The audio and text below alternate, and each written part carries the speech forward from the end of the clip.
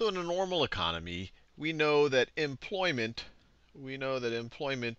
will drive overall demand. If we have high employment or low unemployment, then people are going to have more jobs and they're going to have higher wages, and that'll have higher demand. Or if the other way goes around, if they lose their jobs, demand is going to go down. Wages will start to go down, and people aren't going to have money in their pockets. So that employment drives demand. And we can view demand, and I'm making a huge simplification here.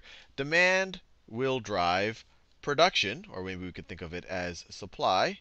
It'll drive supply, and it can also be a driver of price. And of course, there is a little bit of a negative feedback loop for both of these things. If the demand is high and the price goes high, that might produce a little bit of negative feedback on the demand. This type of instead of an arrow, this line here means negative feedback, or I'll put a little negative sign here. And let's say the demand is high and then the supply goes high.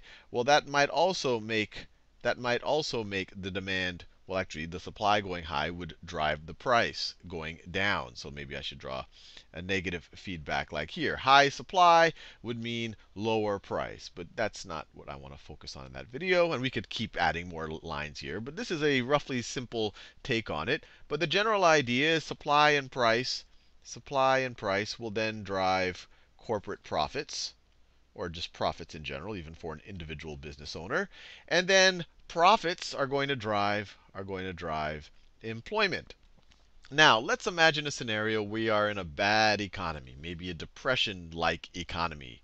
So in that situation, you can start really at any point in the circle. I'll just start at employment. So let's say employment is really low. That's going to make demand really low. And if demand is really low, then supply is going to go down and price is going to go down. And then that's going to make profits go down, and that's going to make employment even lower.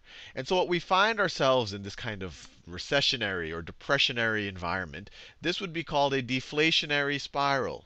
Deflationary spiral.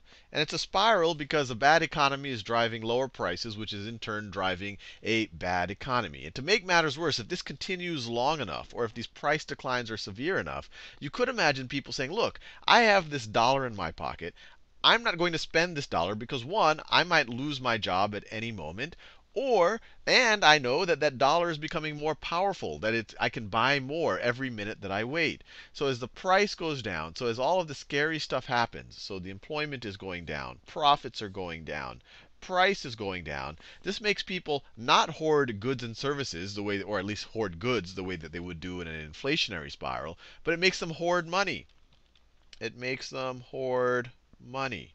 And why it's ultra scary for central bankers or for governments is they start to not have as much control over the economy. They can't just run the printing press and try to stimulate the economy in this situation.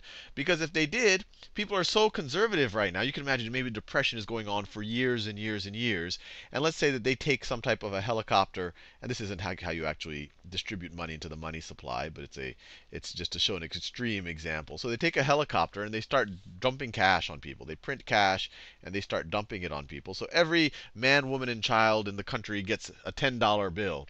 Well, if people are really scared and really afraid, they're just going to take that $10 bill and stuff it into their mattress. And it's not going to change anything. That dollar isn't going to actually enter into the money supply. The velocity on it will be 0.